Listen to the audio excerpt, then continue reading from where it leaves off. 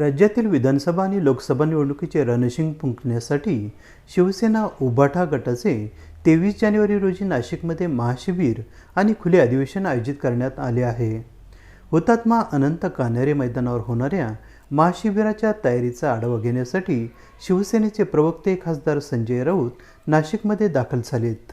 रविवार दिनांक 24 डिसेंबर रोजी सकाळी त्यांनी प्रसारमाध्यमांशी संवाद साधला आणि महाशिबिर नाशिकमध्ये आयोजित करण्यामागील पक्षप्रमुख उद्धव ठाकरेंचा उद्देश स्पष्ट केला।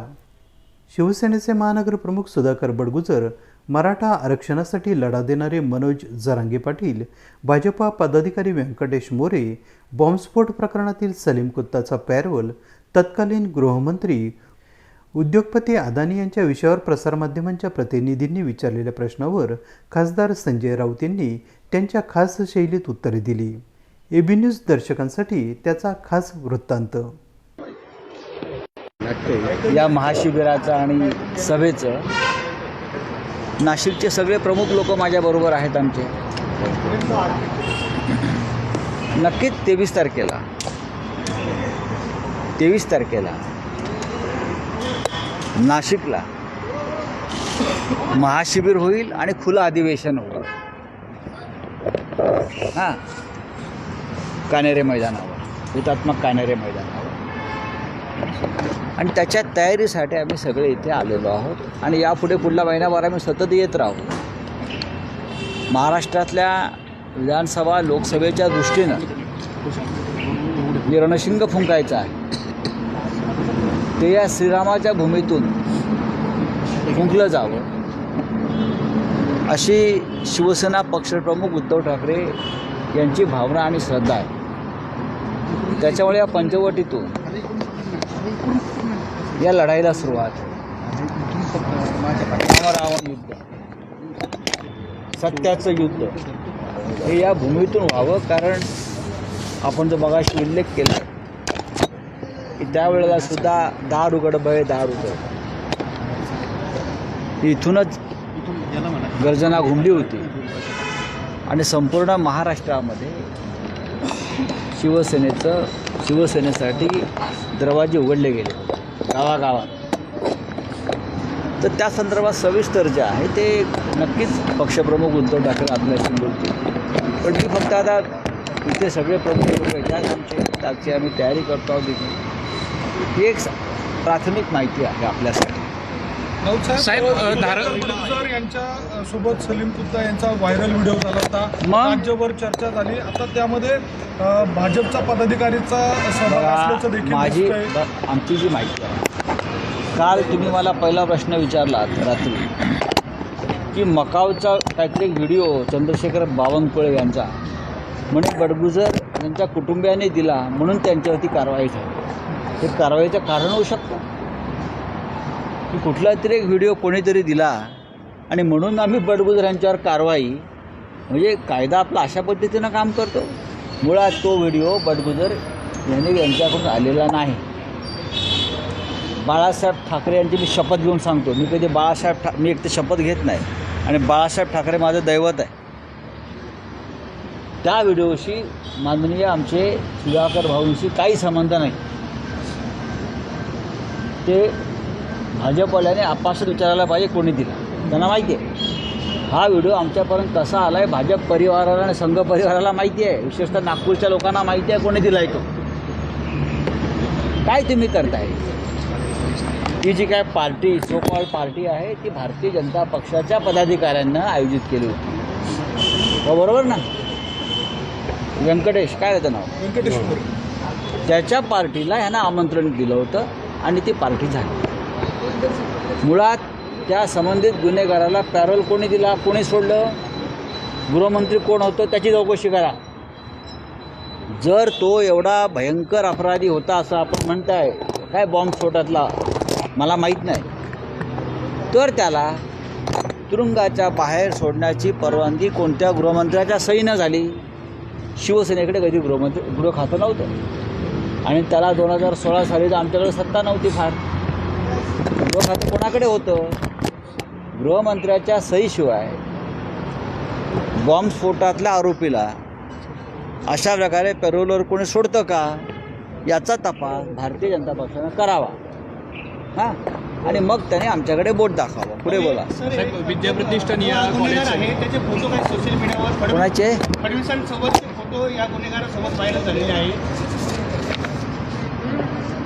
व्हायरल कशाला हे पहा, हे पहा. आणि आजही तो भाजपचा पदाधिकारी आहे. आजही तो नाशिकमध्ये भाजपचा पदाधिकारीच आहे. आता भाजपच्या पदाधिकाऱ्यानं नाशिकमधल्या आपल्या राजकीय इतर पक्षाच्या सर्व पक्षीय सहकाऱ्यांसाठी एखादं जेवण आयोजित केलं असेल तर आपली परंपरा आहे तिथे जाणं, बसणं, चर्चा करणं, ठीक आहे.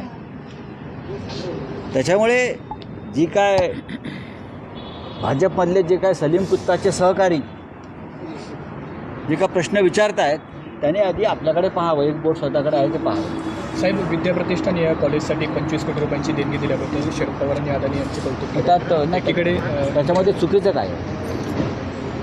नाही, त्याच्यामध्ये तुम्हाला प्रश्न का पडावा? अशा अनेक शैक्षणिक संस्थांना उद्योगपती देणग्या देत असतात.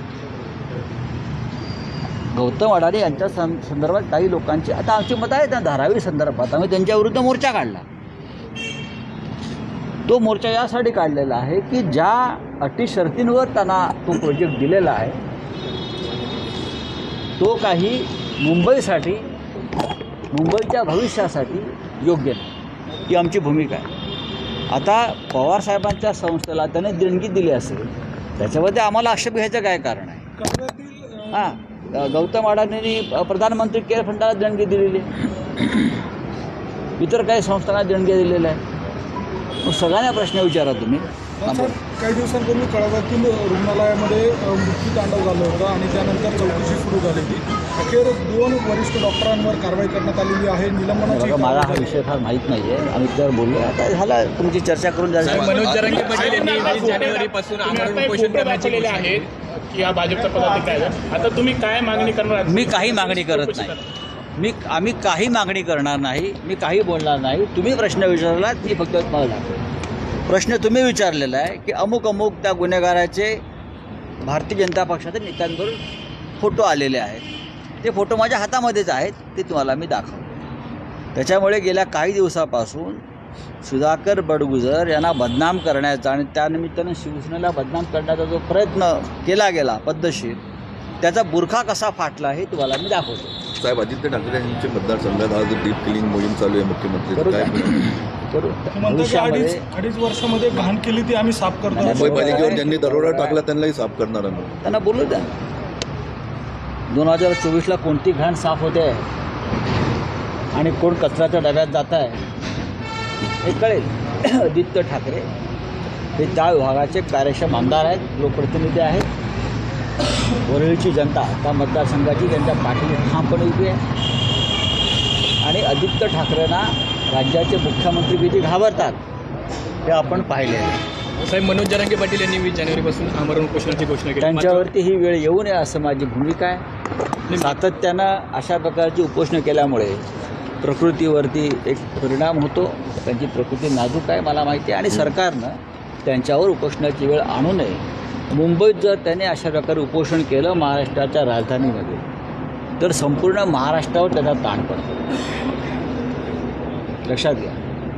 त्याच्यामुळे जरांगे पाटलांना उपोषणापासून सगळ्यांनी प्रवृत्त केलं पाहिजे. विशेषतः सरकारची जबाबदारी सगळ्यात जास्त आहे. मात्र हे जे उपोषणाचा विषय आहे तो सरकारसाठी अडचणीचा ठरणार का? कारण मी 21 जानेवारीला मुंबई मी याच्याकडे अडचणी किंवा राजकीय फायद्याच्या दृष्टीनं बघत नाही. एक समाज संघर्ष करतो, त्याचं नेतृत्व जरांगे पाटील करत आहेत आणि अशा प्रकारे सातत्यानं मोठी उपोषणं करून प्रकृतीवर एक प्रकारचा जो काय ताण पडतो तो पडू नये. त्यांनाही मुली आहेत, त्यांना एक कुटुंब आहे, त्यांचे सहकारी आहेत. त्याच्यामुळे सरकारनं त्यांना उपोषणापासून प्रवृत्त करण्यासाठी पावलं टाकायला. नाही, राम मंदिरच्या उद्घाटनाच्या तोंडावरच उपोषणाचा इशारा दिला त्यांनी 20 तारखेला 22 तारखेला. राम मंदिराच्या उद्घाटनाच्या दिवशी नाशिकला आमचं उद्घाटन आहे ना, महाशिबिर आहे.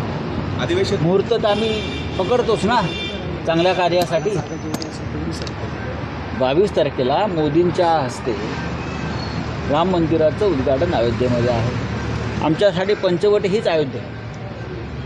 अयोध्येमध्ये मोदींपेक्षा जास्त आम्ही गेलेलो आहोत. मोदी प्रधानमंत्री झाल्यावर गेलेले आहेत. आम्ही आंदोलनात गेलेलो आहोत. आम्ही तिथे लाट्या काठ्या खाल्ल्या आहेत. आम्ही त्या संपूर्ण खटल्याचा आरोपी आहोत. मी स्वतः आरोपी आहे त्यातला.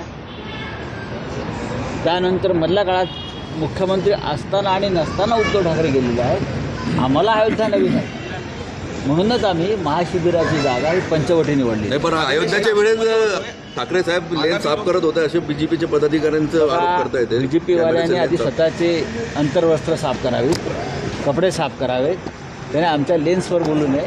माननीय उद्धव ठाकरे आणि माननीय हिंदू हृदय सम्राट बाळासाहेब ठाकरे यांच्या नेतृत्वाखाली अयोध्येचं आंदोलन मोठ्या प्रमाणात झालं. आधी अडवाणी साहेबांना आमंत्रण द्या. ते मोकळे आहेत ना अडवाणी साहेब, ज्यांनी रथयात्रा काढली, ज्यांनी रामाचं आंदोलन पुढे नेलं आणि ज्याच्यामुळे आज हे सगळे प्रधानमंत्री, गृहमंत्री, मंत्री आहेत. त्या अडवाणींना आमंत्रण नाही. आधी त्यांच्यावर बोला. हां, आधी ही धुलाई करा सगळी. साहेब, ब्रिजभूषण सिंह यांच्या विरोधात खेळाडू आक्रमक झाले. नाही, मला माहिती. काय दाखवला दाखवला हा काय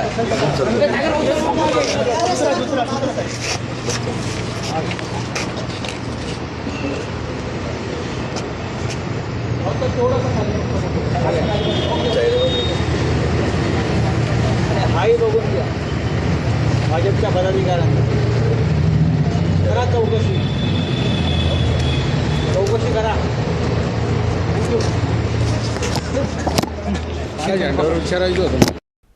AB न्यूजसाठी प्रमोद रहाणे, नाशिक.